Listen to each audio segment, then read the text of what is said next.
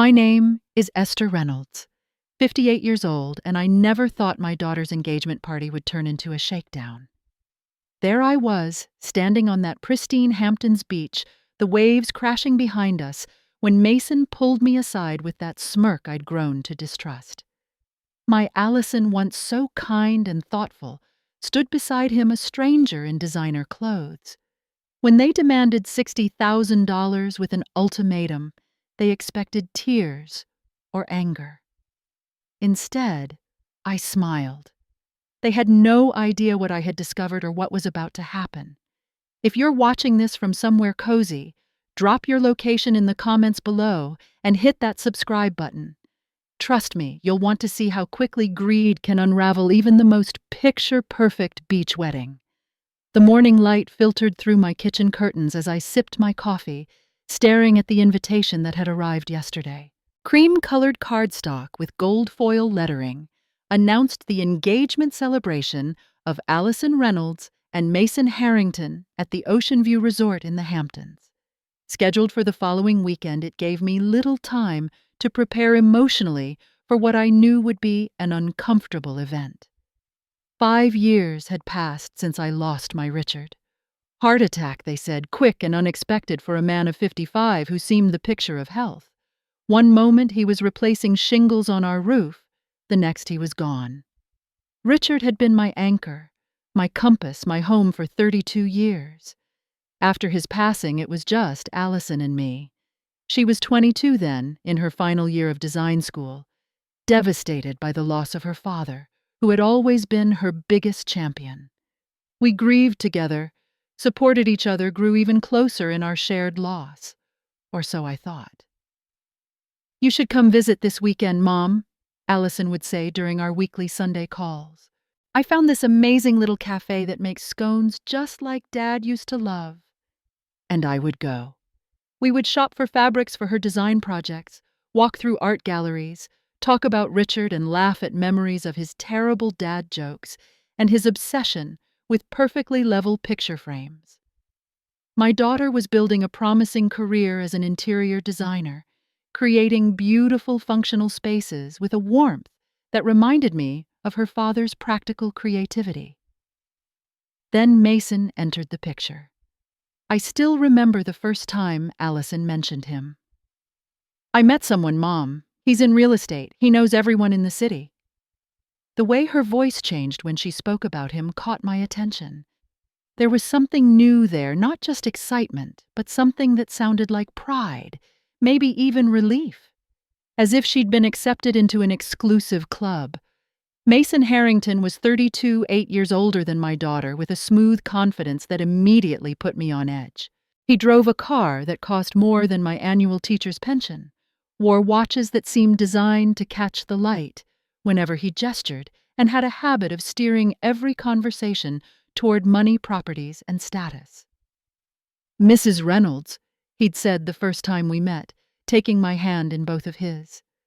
"Allison talks about you constantly. Wonderful to finally meet the teacher who shaped so many young minds." His eyes, however, were busy scanning my modest living room, assessing, calculating.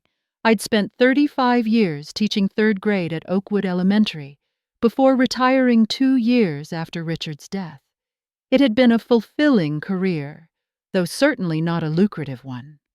Richard's job as a structural engineer had provided well enough, allowing us to pay off our mortgage early and save for retirement. We had lived comfortably but modestly in our 3-bedroom colonial in a pleasant suburb outside Boston.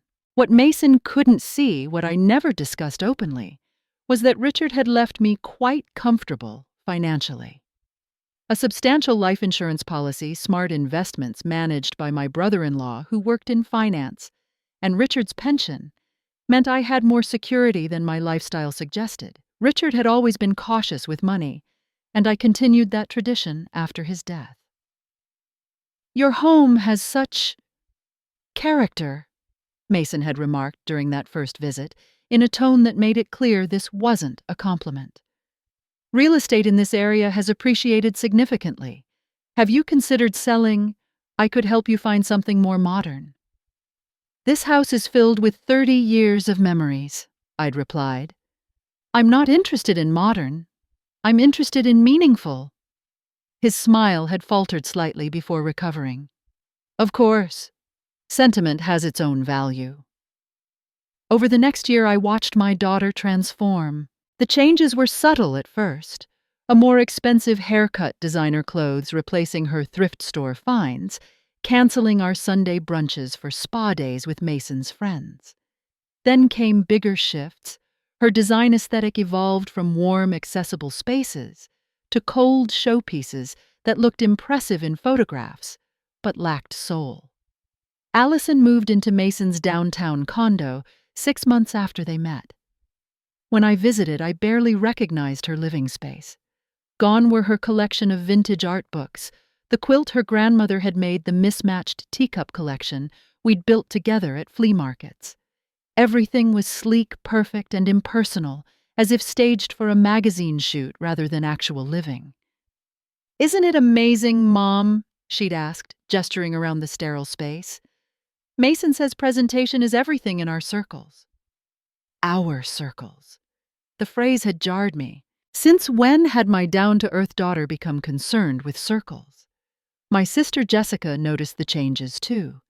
3 years younger than me at 55, Jessica had always been the more outspoken of us, never mincing words. "That man is a gold digger," she declared over lunch one day. "He thinks Allison comes from money or that you're sitting on a fortune you're going to leave her." "We're comfortable but hardly wealthy by his standards," I'd replied. "Does he know that?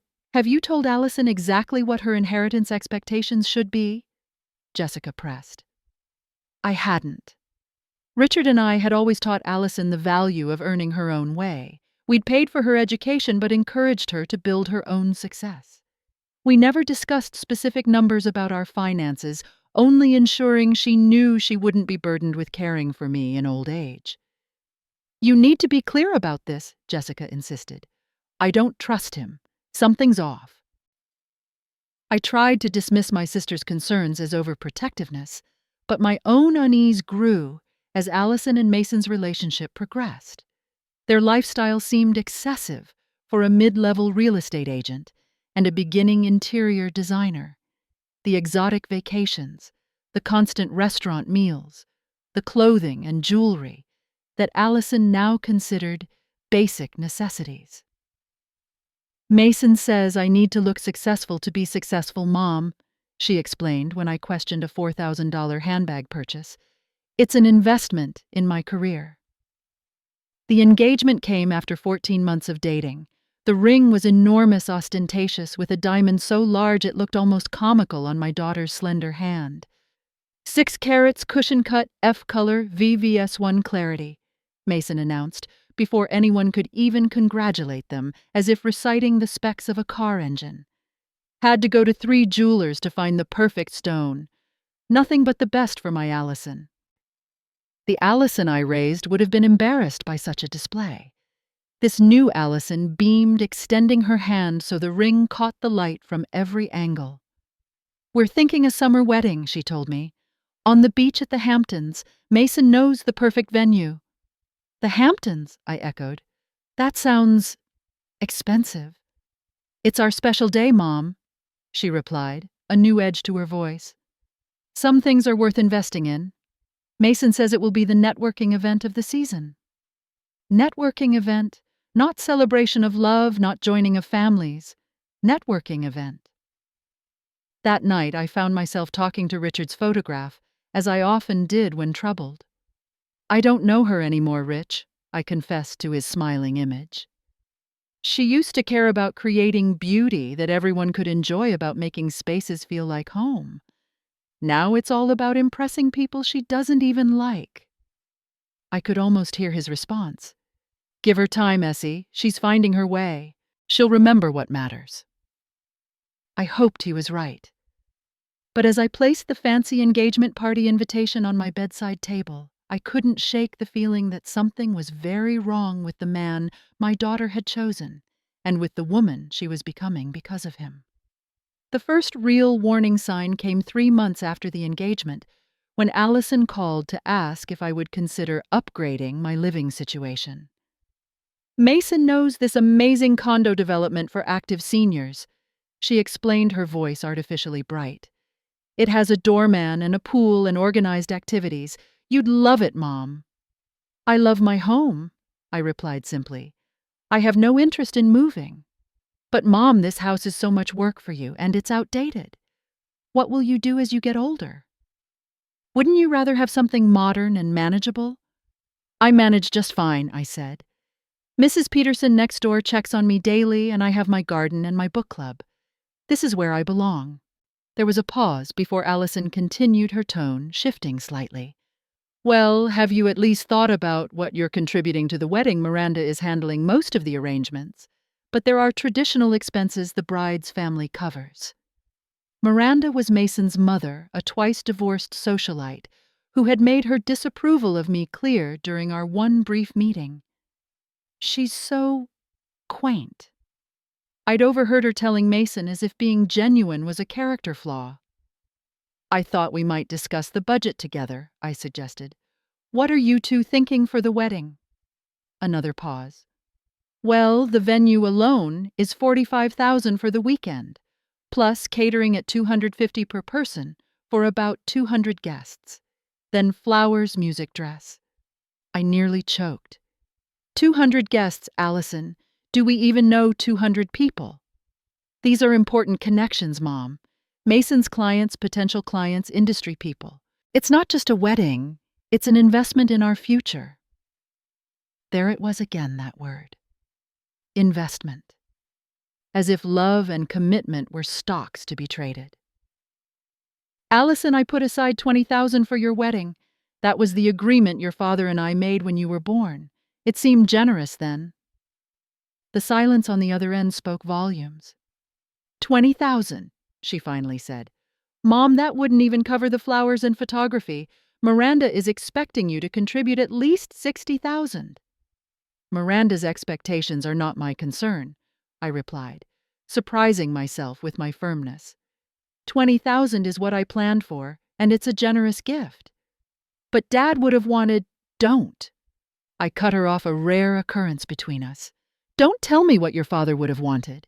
Richard valued responsibility and living within one's means above all else.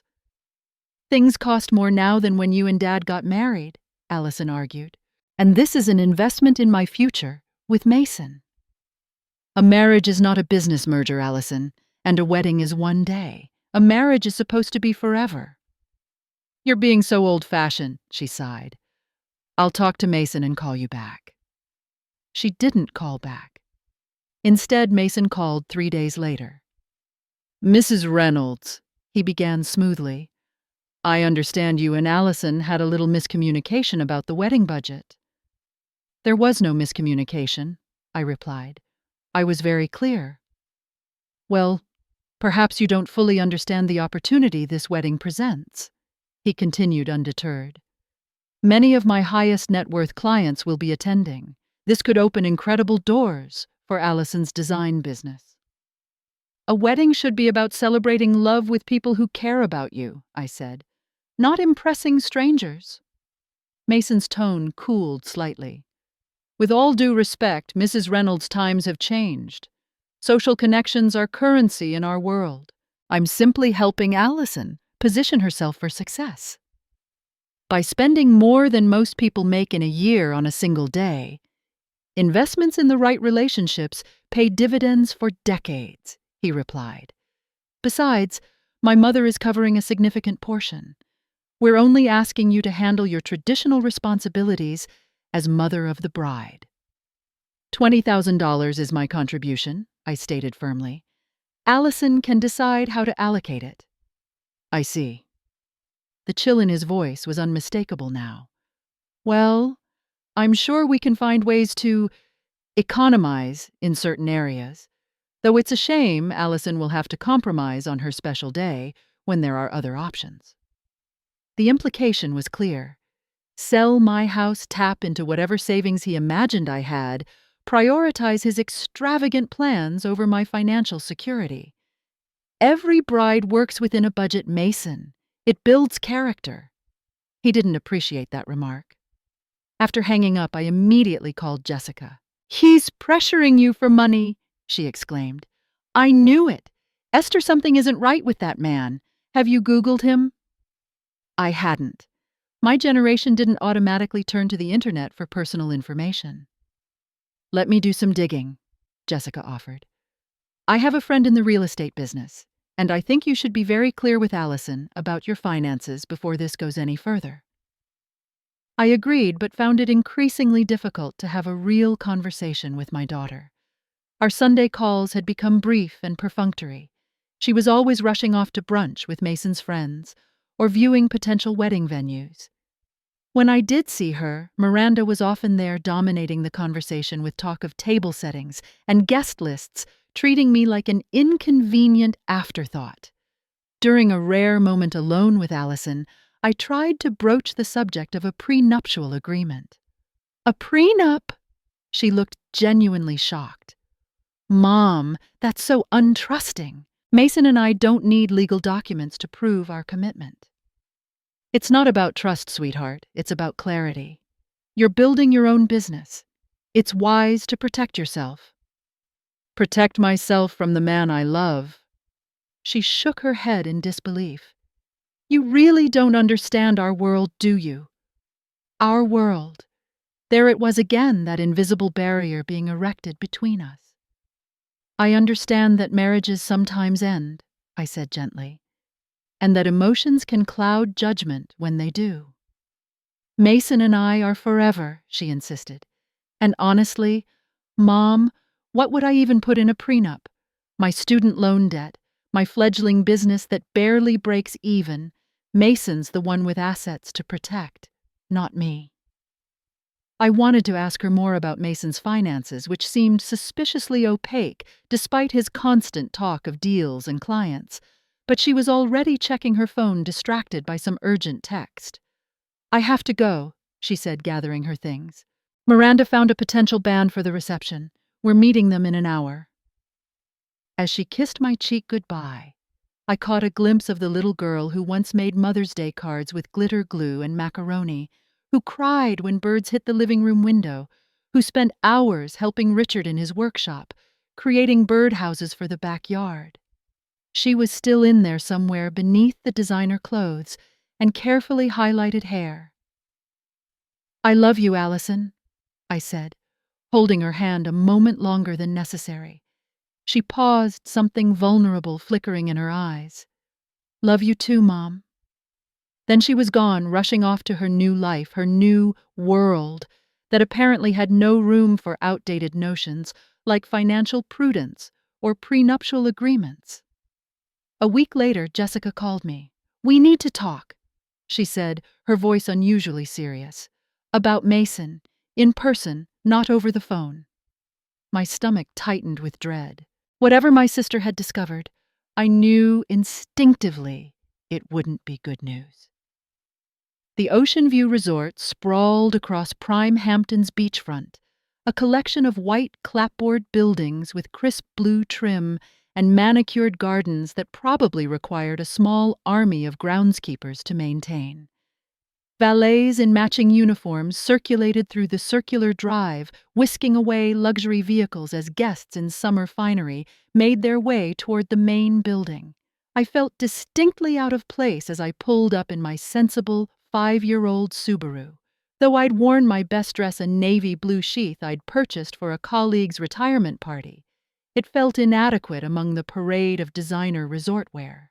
The young valet managed to hide his disdain as he took my keys, but just barely. The engagement celebration was a 3-day affair with the main party scheduled for Saturday evening. I had arrived Friday afternoon as requested, though I'd opted to stay for just 2 nights instead of the full long weekend. Allison had seemed disappointed by this decision, though Mason had merely nodded, as if my early departure was expected. The lobby of the resort was a study in casual luxury, white slip-covered furniture, enormous arrangements of hydrangeas and lilies and floor-to-ceiling windows offering panoramic ocean views. A staff member approached as soon as I entered. "Mrs. Reynolds, welcome to Ocean View. The Harrington Reynolds party has a dedicated concierge." Let me show you to your room, and then Vivian will assist with anything you need for the weekend. My room was on the third floor, smaller than the ocean view suites reserved for VIP guests, but still lovely with a small balcony overlooking the garden. I'd barely begun unpacking when there was a knock at my door. It was Jessica, looking harried despite her elegant pantsuit. "Finally!" she sighed, entering my room and closing the door firmly behind her. "I've been dodging Miranda for an hour. That woman is everywhere at once, like some designer-clad octopus." I laughed, despite my nerves. "What's so urgent that you couldn't tell me over the phone?" Jessica's expression turned serious as she pulled a folder from her tote bag. "I've been working with a private investigator friend. What we've found about Mason isn't good, Esther." She opened the folder on the desk, spreading out several documents. "First, he's not nearly as successful as he pretends to be. His real estate license has been suspended twice for ethics violations. He's currently on probation with the licensing board." "What kind of violations?" I asked, scanning the official-looking document she pointed to. "Misrepresentation primarily, telling clients properties had features they didn't, hiding structural problems, that sort of thing. Nothing that's resulted in criminal charges yet, but he's walking a fine line." Yet. The word hung in the air ominously. "There's more," Jessica continued. "He's been married twice before." "Twice?" I echoed, genuinely shocked. Allison had never mentioned any previous marriages. "Yes. First time at 24 to a woman named Stephanie Brooks, daughter of a banking executive. That lasted 18 months. Second time at 28 to Catherine Milner, whose family owns a chain of luxury hotels. That one lasted just under 2 years. Does Allison know about this?" Jessica shook her head grimly.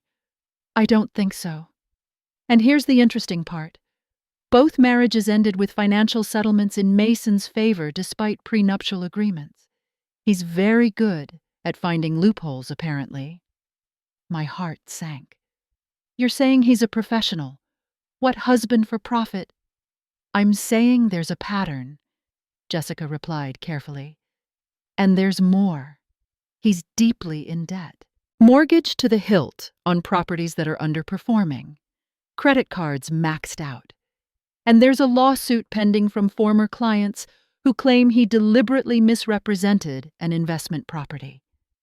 She pulled out another document, this one showing a series of financial transactions.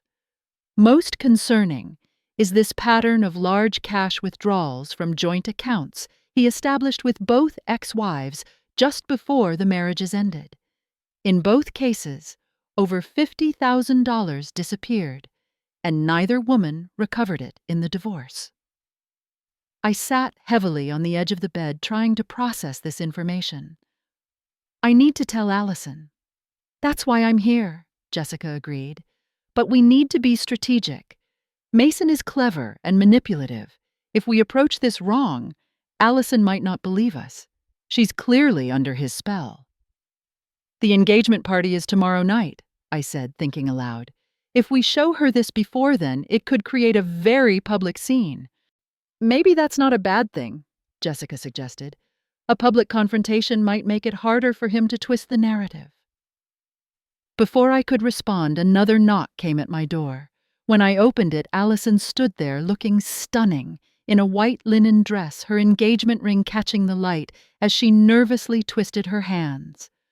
"Mom," she said, her eyes darting past me to where Jessica stood by the desk. The folder was still open, documents visible. "What's going on?" "Allison," I began, but she was already pushing past me into the room. "What are those? Are you investigating Mason?" Her voice rose, a mixture of shock and anger coloring her face. "I can't believe this. You've never trusted him, and now you're digging up dirt right before our engagement party." "Allison, please," I said, trying to stay calm. "We're concerned about some things we've discovered." She spun to face Jessica. "Of course you're involved. You've never approved of my relationship." "This isn't about approval," Jessica replied evenly. "It's about facts. Mason isn't who he claims to be." You don't know anything about him, Allison snapped. Or about our life together. Did you know he's been married twice before? I asked gently. Allison faltered momentarily, then recovered. Of course I know. He told me everything. He was young, they were mistakes. It happens. The slight hesitation told me she was lying. This was news to her, but her pride wouldn't let her admit it. Did he tell you about the ethics violations in his real estate practice? Jessica pressed. Or the pending lawsuit from former clients? Business is complicated, Allison replied defensively. Every successful person has people trying to tear them down out of jealousy.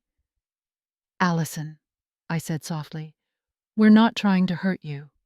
We're trying to protect you. Protect me by ambushing me with some amateur detective work the day before my engagement party. She shook her head in disgust. Mason was right about you both. You can't stand to see me happy and successful. That's not true, I protested. I want nothing more than your happiness. Then prove it, she challenged. Be supportive.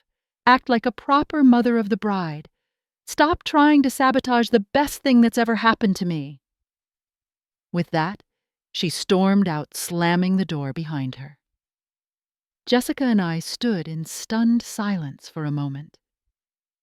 That could have gone better, Jessica finally said. She didn't even look at the evidence. I sighed. She's too invested in believing him. She heard us, though, Jessica pointed out. Even if she's rejecting it now, we've planted a seed of doubt. And we still have the engagement party tomorrow. If Mason is as financially desperate as it appears, he might show his true colors under pressure.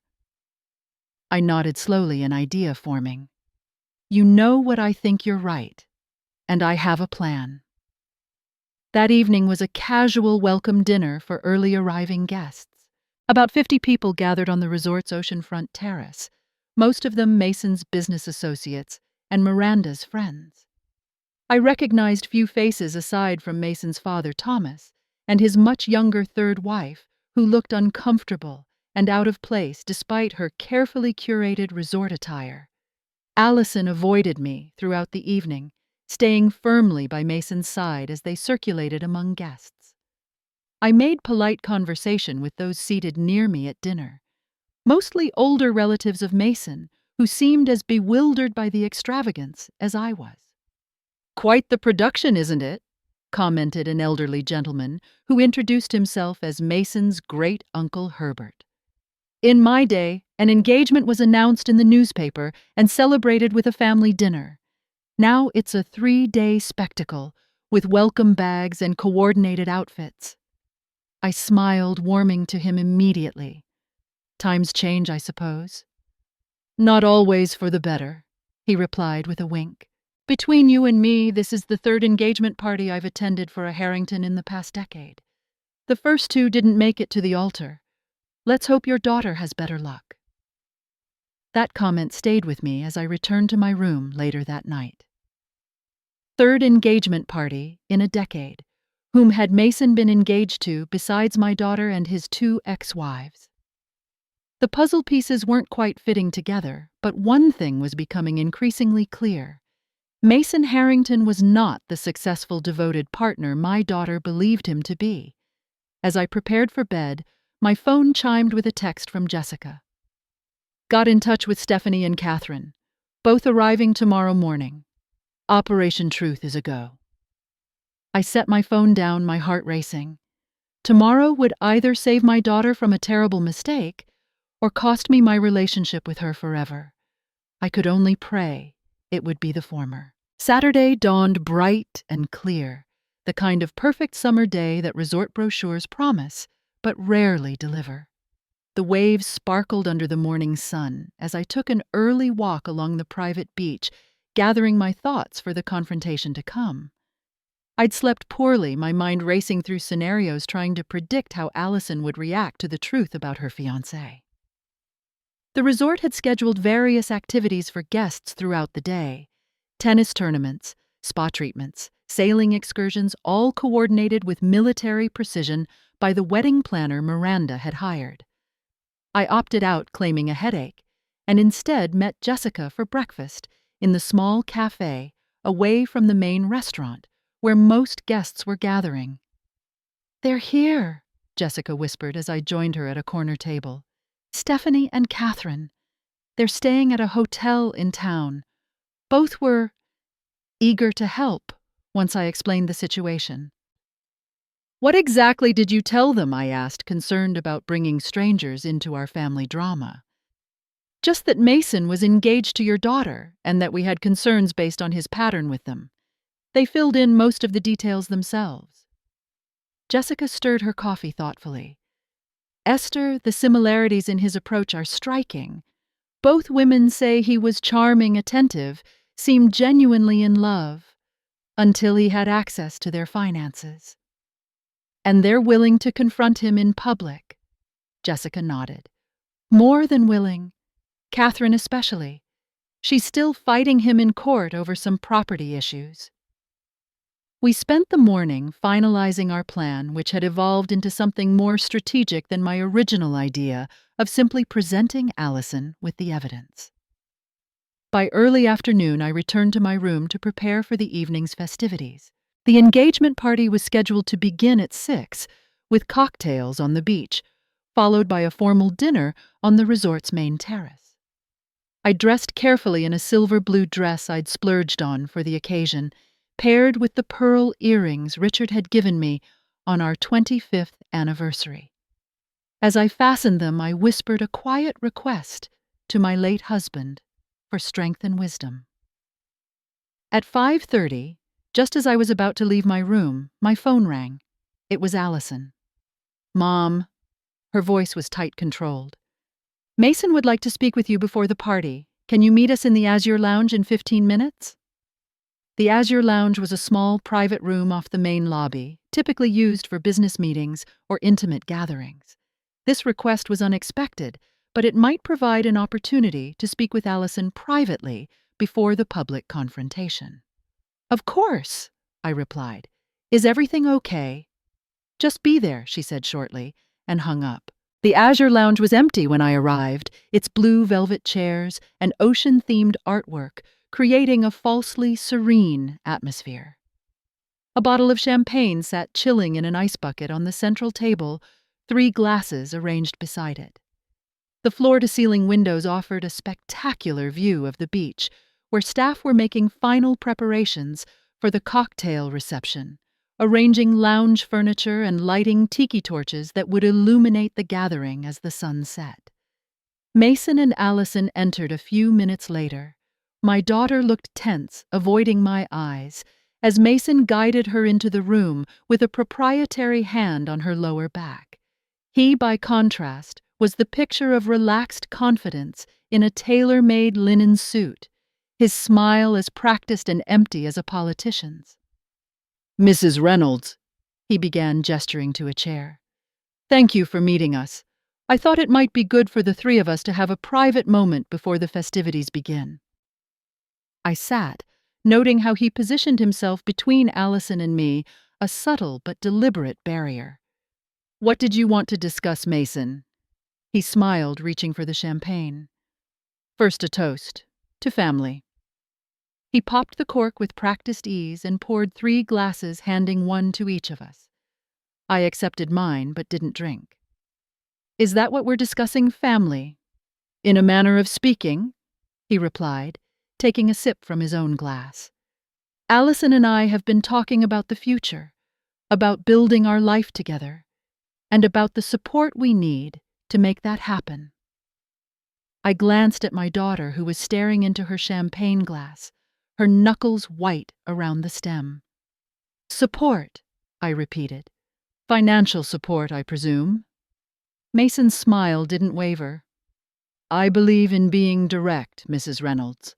This wedding is an investment in our future, as I've mentioned before, an opportunity to cement relationships that will benefit us for decades to come." "So you've said. The total cost will be approximately $120,000, he continued smoothly. "Miranda is handling $60,000. We expect you to match that contribution." "Expect I echoed, my voice deliberately calm. It's the traditional arrangement, he replied with a dismissive wave. Bride's family, groom's family split evenly. And given that you'll be gaining a successful son-in-law who can ensure Allison never wants for anything, it seems a reasonable investment. I set my untouched champagne on the table. I've already told you both that my contribution is $20,000. That hasn't changed. Mason's expression hardened slightly, though his voice remained smooth. Mrs. Reynolds Esther, I don't think you understand the opportunity here. This wedding with the guests we've invited, the connections we're establishing, it's priceless for Allison's career. A career she was building quite successfully before she met you, I pointed out. Mom, Allison interjected, finally looking up from her glass. Please don't start this again. We've been through it all before. Either you support us properly or what? I asked when she didn't continue. Mason leaned forward, his mask of affability slipping slightly. Let me be perfectly clear. You have two options here. Either you contribute your fair share to this wedding, $60,000, or you won't be part of our lives moving forward. Pay $60,000 for this luxury or vanish forever, I repeated slowly, making sure I understood the ultimatum. It's not personal, Mason added with a shrug that suggested it was very personal indeed. It's about surrounding ourselves with people who support our vision, people who add value. And if I don't add value by writing a check for $60,000, I'm out of my daughter's life. I clarified, my heart pounding despite my outwardly calm demeanor. Allison finally spoke, her voice harder than I'd ever heard it. Or enjoy solitude in an old age home, Mom. Your choice. The cruelty of her words stung like a physical blow. This wasn't my daughter speaking, it was a script Mason had written for her words he'd planted in her mind. I took a slow, deep breath, then reached for my champagne glass. The cool crystal steadied me as I raised it to my lips and took a small sip. Then I smiled. Not an angry smile, not a sad smile, but the calm, knowing smile of someone holding 4 aces in a high-stakes poker game. You forgot one thing, I said quietly. Mason's confident expression faltered slightly. What's that? You forgot to do your homework. I set my glass down carefully. About me, about my finances, about my friends. A flicker of uncertainty crossed his face, quickly masked. I don't know what you're talking about. I think you do, I replied, reaching into my small evening purse and withdrawing a folded document. Just like you knew exactly what you were doing with Stephanie Brooks. And Catherine Milner. Their faces turned pale. Allison looked between Mason and me, confusion replacing her hostility. Mom, what are you talking about? Who are those women? Ask your fiancé, I suggested mildly. Ask him about his first 2 wives, the ones he divorced after gaining access to their family money. That's absurd, Mason sputtered, but the confidence was gone from his voice. Allison, your mother has clearly lost her mind. Those were brief relationships years ago. They hardly count as marriages. The courts would disagree, I noted, as would the women themselves, who incidentally are here at the resort right now. They're quite interested in meeting you, Allison, to compare notes. This is ridiculous. Mason stood abruptly, tugging at Allison's arm. Come on, we have guests arriving. We can deal with your mother's delusions later. But Allison didn't move. She was staring at Mason, really seeing him perhaps for the first time. You told me you'd never been married, she said slowly. You said I was your first real love. I am not discussing ancient history right now. Mason snapped, his charming facade crumbling rapidly. These were mistakes from my 20s that didn't even last a year. They're meaningless. 2 years with Catherine, I corrected. 18 months with Stephanie. And both ended with you walking away significantly richer than you started. Just like you planned to do with my daughter. The door to the lounge opened and Jessica entered, accompanied by 2 elegant women, approximately Allison's age. One was tall and blonde, the other petite with dark hair, but both carried themselves with the confident poise of women born to privilege. "Perfect timing," I said, rising to greet them. "Mason, I believe you know Stephanie and Catherine." Mason's face drained of color. For a moment, he looked like he might bolt for the door, but Jessica was blocking the exit, her expression daring him to try. "Hello, Mason," the blonde woman Stephanie said coolly. "Congratulations on your engagement. The third one in, 7 years? You must be exhausted keeping track of all the details." "What is happening right now?" Allison demanded, her voice shaking. "Mason, who are these women? Why are they here?" "Your future husband has a pattern, Ms. Reynolds," Catherine, the dark-haired woman, explained gently. "He finds women from comfortable backgrounds, convinces them he's successful, and in love marries them, gains access to their finances, and then leaves with as much money as he can, legally or illegally, obtain." "That's a lie," Mason hissed, but his usual confidence was gone, replaced by a cornered animal's desperation. "Allison, these are bitter ex-girlfriends trying to ruin our happiness. Your mother has clearly orchestrated this ambush because she can't stand to see you with someone successful." "Successful," I echoed. "Is that what you call someone who's been suspended twice by the Real Estate Commission for ethics violations, someone who's currently being sued by former clients, someone who's mortgaged to the hilt and drowning in credit card debt?" I handed Allison the folder Jessica had prepared, which she took with trembling hands. "Everything is documented there, sweetheart. Bank records, court filings, disciplinary actions." Allison opened the folder, her eyes scanning the first page, then the second. Her face grew paler with each document she examined. "This can't be true," she whispered, but her voice lacked conviction. "I'm afraid it is," Stephanie said. "I went through exactly what you're experiencing now. The whirlwind romance, the lavish lifestyle beyond what he could actually afford, the pressure to contribute family money to investments that mysteriously disappeared. In my case, it was a vacation property in the Bahamas that never existed," Catherine added. $50,000 gone. And when I demanded answers, he filed for divorce, claiming irreconcilable differences. Mason lunged for the folder. "This is slander. I'll sue all of you." Allison pulled back, clutching the documents to her chest, her eyes fixed on Mason with growing horror. "You told me you owned property in the Bahamas. You said we'd honeymoon there at your family's private villa." A tense silence fell over the room as the implications of that statement sank in. Mason's gaze darted between the faces surrounding him, calculating his options, finding no escape route. "Allison," he finally said, his voice softening into the persuasive tone I'd heard him use so effectively before. "Baby, these women are jealous. They couldn't keep me happy, couldn't build a life with me. Not like you can. We have something special. Special enough that you lied about your past, about your finances, about who you are." Allison's voice rose, years of confidence in this man crumbling before my eyes. "Everyone has a past," he argued.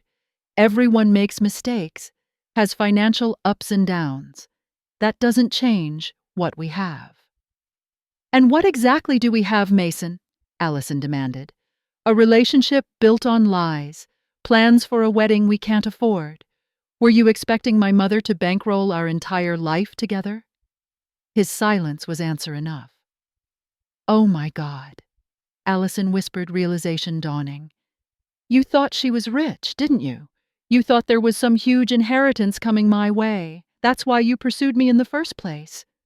"Don't be ridiculous," he scoffed, but his eyes betrayed him, darting to me with barely concealed calculation. "I love you for you."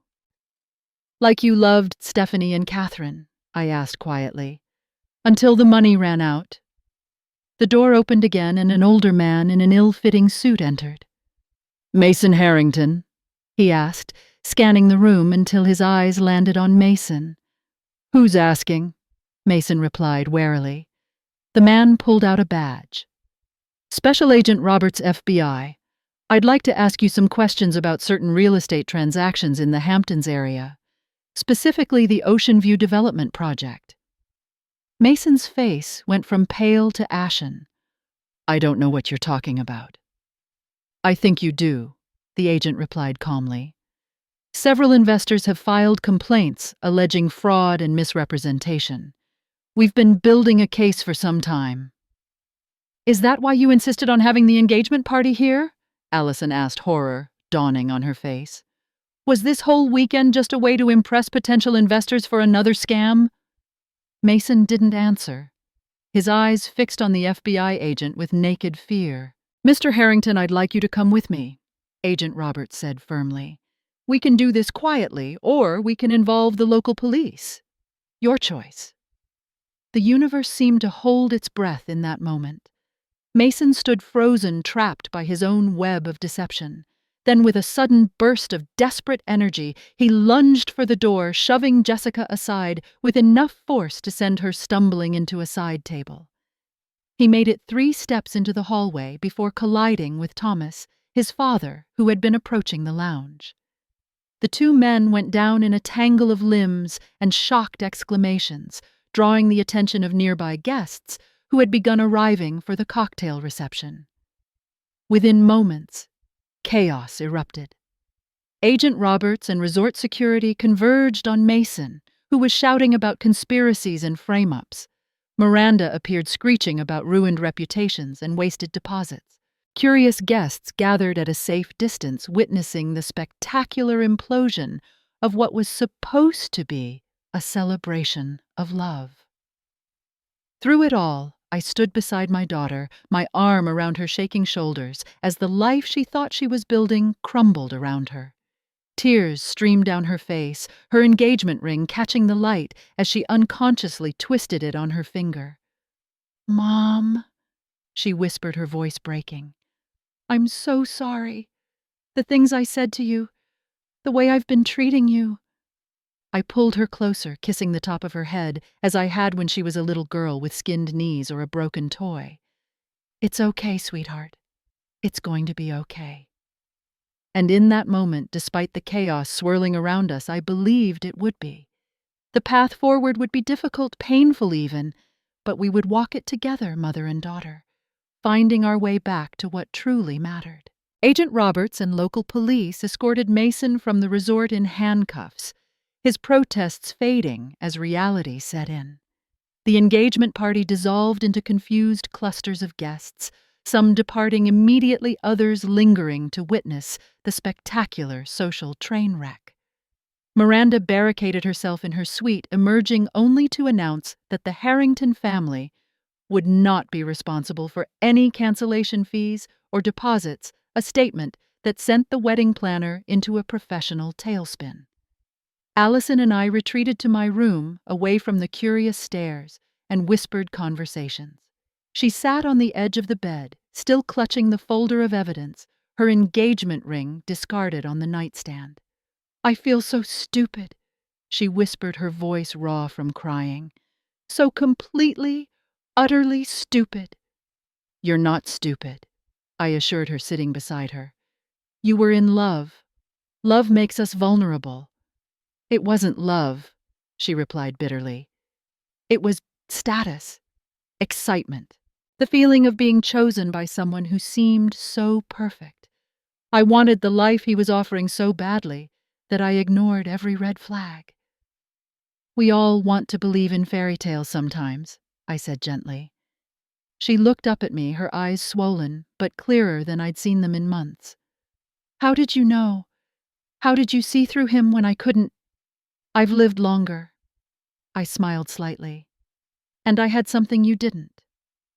"What's that?" "Was perspective, distance. I wasn't caught up in his world, so I could see it more clearly."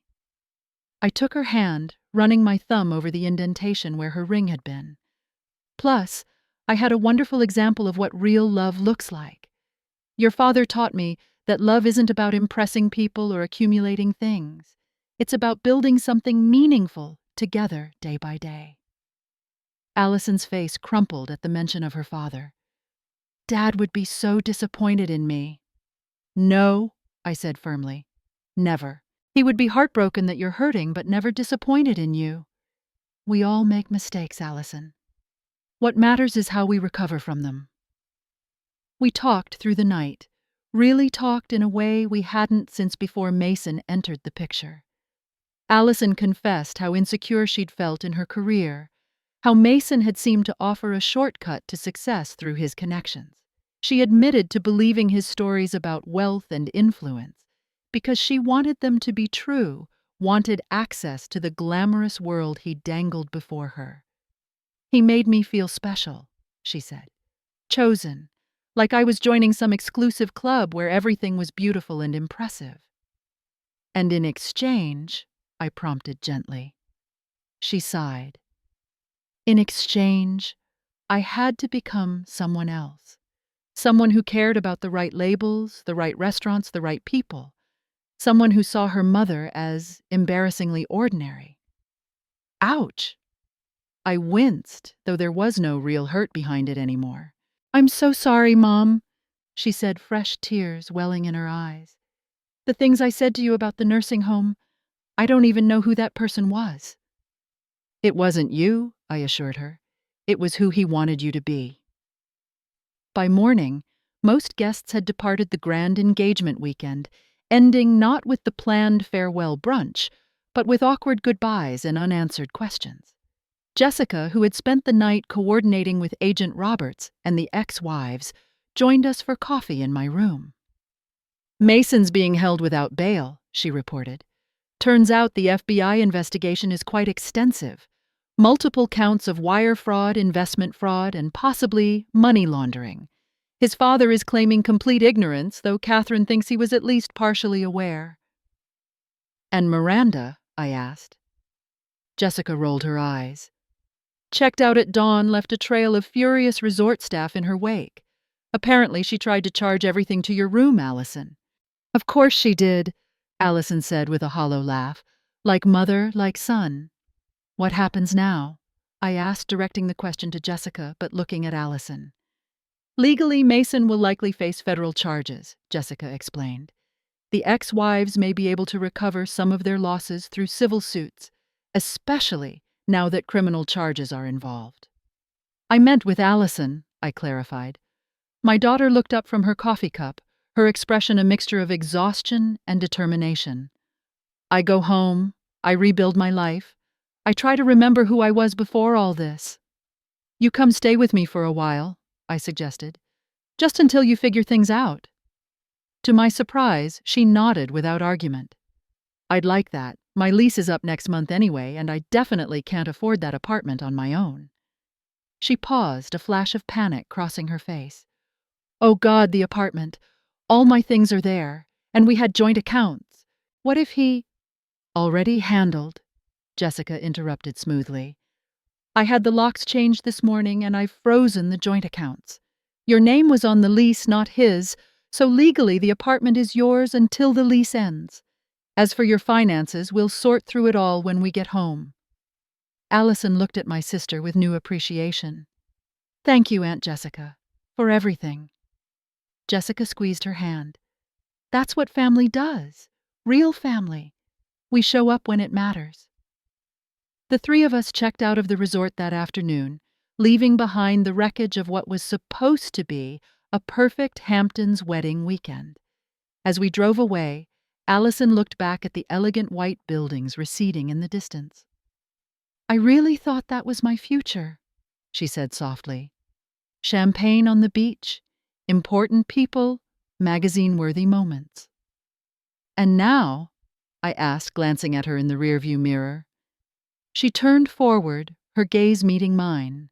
"Now, I think I need to figure out what actually makes me happy, not what looks good on Instagram." I smiled hope, blooming in my chest for the first time in months. The road ahead would be difficult, untangling her finances from Mason's, rebuilding her self-confidence, processing the betrayal, but we would walk it together one step at a time.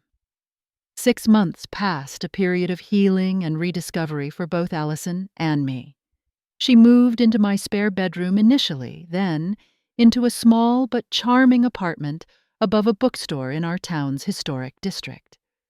The owner, a gentle widower named Paul, who shared her love of design, offered reduced rent in exchange for her help renovating the space.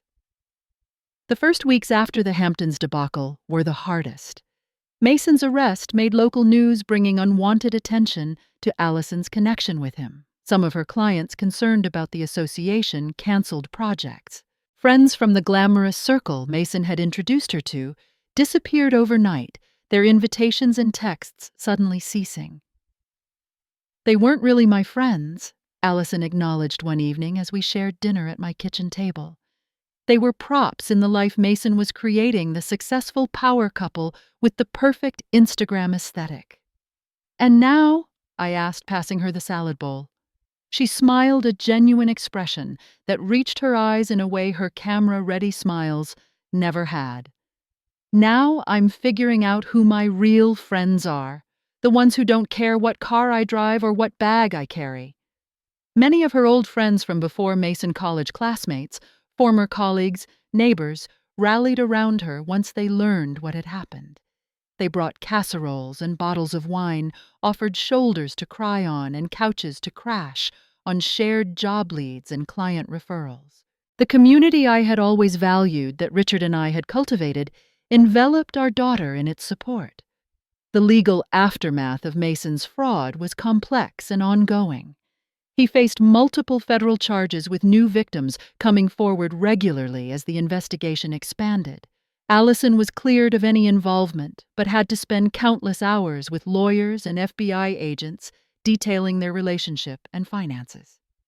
Jessica's quick action in freezing the joint accounts had saved most of Allison's modest savings, though she still faced credit card debt from the lifestyle Mason had encouraged. "I should have known it wasn't sustainable," she confessed during one of our evening talks. "No one in their 30s with a mid-level real estate job legitimately lives like that. I just wanted to believe it was possible." "We all want to believe in magic sometimes," I replied, "even when we know better." Allison began seeing a therapist, working through the complex emotions of betrayal and self-recrimination. I joined her occasionally for family sessions where we addressed the patterns that had allowed Mason to drive a wedge between us. "I used your father's death as an excuse," Allison acknowledged in one particularly difficult session, "to justify wanting more, having more, as if accumulating things could fill the hole his absence left." "And I perhaps clung too tightly to the past," I admitted, "to the way things were when Richard was alive. It made it harder for you to find your own path."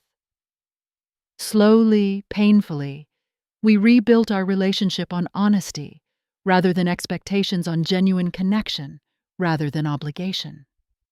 We established new traditions: Sunday morning hikes instead of brunches, cooking classes instead of shopping trips, volunteer work at the local animal shelter where Richard had adopted our family pets.